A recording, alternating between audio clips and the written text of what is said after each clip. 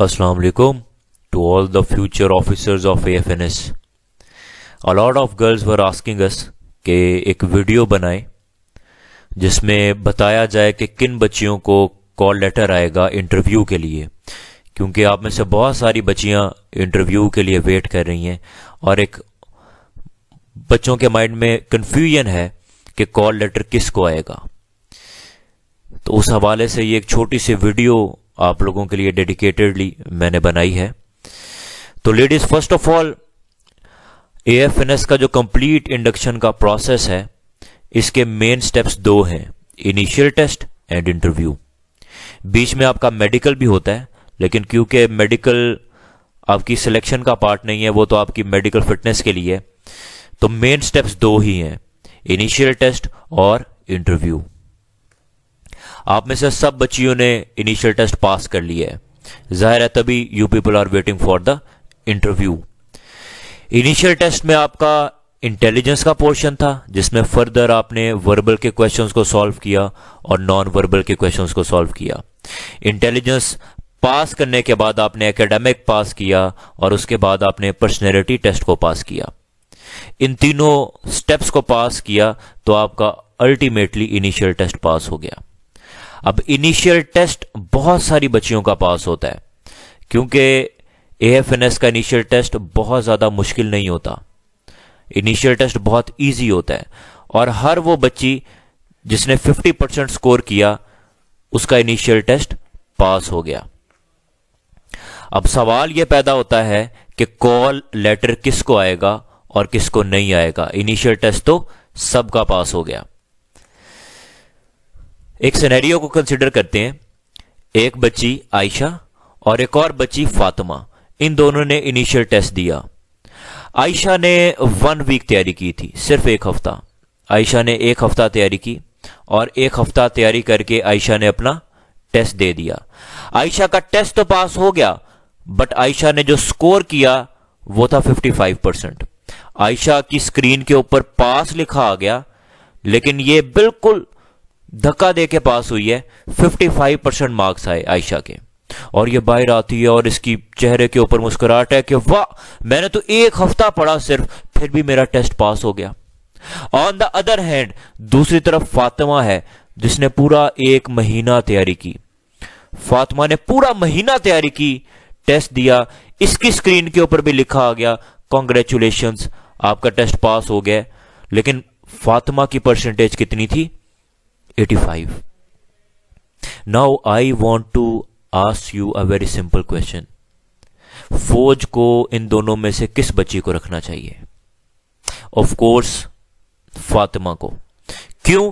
क्योंकि फातिमा के साथ फौज नाइंसाफी नहीं कर सकती। टेस्ट तो दोनों का पास हो गया, बट फातिमा ने 1 महीना तैयारी की और उस 1 महीना तैयारी करने का नतीजा यह निकला कि इसने इनिशियल टेस्ट में 85% स्कोर किया, जबकि आयशा ने भी पास कर लिया टेस्ट, बट आयशा का ओवरऑल स्कोर 55 था सिर्फ। अब पास तो दोनों हो गए, बट यहां पे आके बनती है आपकी ऑफिसर इंटेलिजेंस परसेंटेज। हमारे लिए वो बच्ची लायक नहीं है जिसके FSC में बहुत ज्यादा मार्क्स हैं, और वो बच्ची नालायक नहीं है जिसके FSC में मार्क्स बहुत कम है, बल्कि हमारे लिए इंटेलिजेंट बच्ची वो है जिसकी ऑफिसर इंटेलिजेंस परसेंटेज ज्यादा है। और लेडीज, आपने जो अपना इनिशियल टेस्ट दिया, वो इनिशियल टेस्ट आपका ऑफिसर इंटेलिजेंस परसेंटेज बनाता है। ये जो फातिमा ने 85% ली, ये इसकी ऑफिसर इंटेलिजेंस परसेंटेज थी, और ये जो आयशा ने 55% ली, ये आयशा की ऑफिसर इंटेलिजेंस परसेंटेज थी। तो कॉल लेटर में सबसे इंपॉर्टेंट पार्ट आपके इनिशियल टेस्ट का है। सबसे इंपॉर्टेंट रोल आपका इनिशियल टेस्ट प्ले करता है। कॉल लेटर किस तरह से आता है? सबसे पहले आपका इनिशियल टेस्ट का स्कोर काउंट किया जाता है, उसके बाद आपका FSC का स्कोर काउंट किया जाता है, एंड देन आपको कॉल लेटर डिस्पैच किया जाता है। अब दो हम सिनेरियो समझते हैं।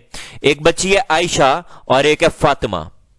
आयशा का FSC का स्कोर 85% है, माशाल्लाह, इतने ज्यादा मार्क्स 85% FSC में। जबकि फातिमा बेचारी के सिर्फ 75% मार्क्स है, कम है। आयशा के तो बहुत ज्यादा हैं, 85, 10% ज्यादा। लेकिन आयशा ने इनिशियल टेस्ट को लाइट लिया। आयशा ने इनिशियल टेस्ट को पास तो कर लिया, लेकिन सिर्फ 55% इसकी ऑफिसर इंटेलिजेंस परसेंटेज है, जबकि फातिमा की ऑफिसर इंटेलिजेंस परसेंटेज 85% है। अब किसको कॉल लेटर आना चाहिए? क्या इसको, आयशा को? क्यों? क्योंकि इसकी एफएससी का स्कोर ज्यादा है? नो, एफएससी का स्कोर नहीं मैटर करता, ओवरऑल एग्रीगेट काउंट करता है।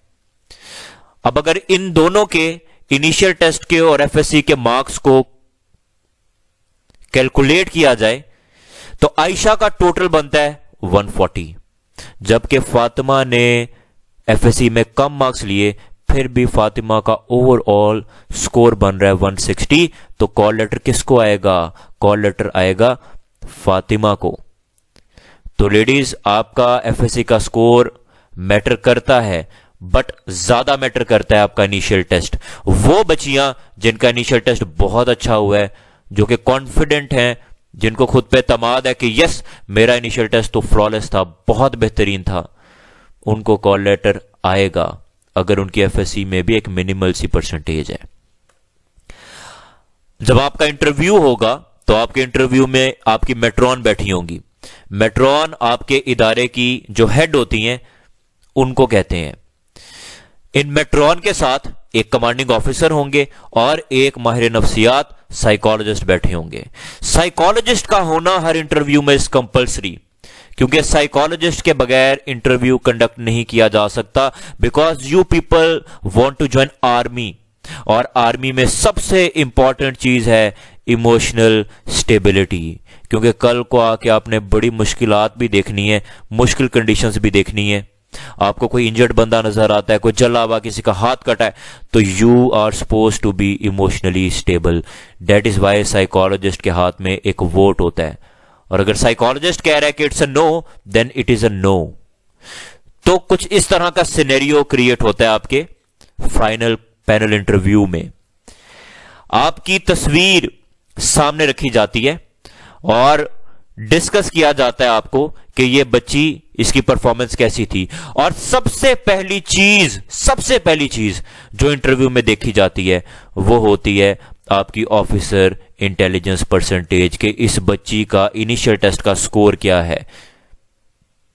क्योंकि हमें पता है कि एफएससी का निज़ाम बहुत अच्छा नहीं है, लेकिन जो फौज का निज़ाम है उससे जहानत को मैयर किया जा सकता है। तो हम देखते हैं इंटरव्यू में भी कि इस बच्चे की ऑफिसर इंटेलिजेंस परसेंटेज क्या है, और उस बच्ची को ज्यादा सपोर्ट किया जाता है, ज्यादा फेवर किया जाता है जिसकी ऑफिसर इंटेलिजेंस परसेंटेज ज्यादा होती है। मतलब सादा लफ्जों में, जिसका इनिशियल टेस्ट अच्छा हुआ होता है उस बच्ची को ज्यादा फेवर दी जाती है। तो मेरी आप सबको एक सजेशन है कि all the females must be ready for the interview. आप सबको इंटरव्यू के लिए रेडी रहना चाहिए। और एक और सवाल पूछा जाता है कि सर इंटरव्यू की कॉल कब तक आ जाएगी? तो लेडीज, इंटरव्यू की कॉल तकरीबन 45 डेज लगते हैं, एटलीस्ट 45 डेज के अंदर अंदर या 45 डेज के कुछ दिन बाद इंशाल्लाह you will get the call letter. आपको कॉल लेटर आ जाएगा। तो जब कॉल लेटर आ जाता है तो बच्चियां फिर इंटरव्यू की तैयारी करने के बारे में सोचती हैं कि अब इंटरव्यू की तैयारी करती हैं। But let me tell you something कि इंटरव्यू में we are looking for a good personality देख रहे हैं हम आपकी। इंटरव्यू में I will not be asking you कि न्यूटन ने क्या कहा। न्यूटन ने जो कहा वो आपने एफएससी में लिख दिया। इंटरव्यू में मैं क्या पूछूंगा कि आप क्या कहती हैं अपने बारे में, आप में अच्छा क्या है, आप में बुरा क्या है, आपकी खूबियां क्या है, आपकी खामियां क्या है। I will be asking you about yourself. तो what matters is your personality. और जब कॉल लेटर डिस्पैच हो जाता है, कॉल लेटर घर आ जाता है, तो बच्ची के पास सिर्फ 5 डेज होते हैं और फिर बच्ची कहती है कि अब मैं इंटरव्यू की तैयारी किस तरह से करूं। और 25-25 का बैच बनता है, सिर्फ 5-5, 6-6 बच्चियां पास होती हैं। तो इसके पीछे बुनियादी वजह यह है कि फीमेल्स रेडी नहीं रहती इंटरव्यू के लिए, ना वो तैयारी करती हैं, उनको सिर्फ यही कश्मकश होती है कि हमें कॉल आएगी या नहीं आएगी। तो बी कॉन्फिडेंट। अगर आपको लगता है आपका इनिशियल टेस्ट अच्छा हुआ है, then go for it, prepare for the interview.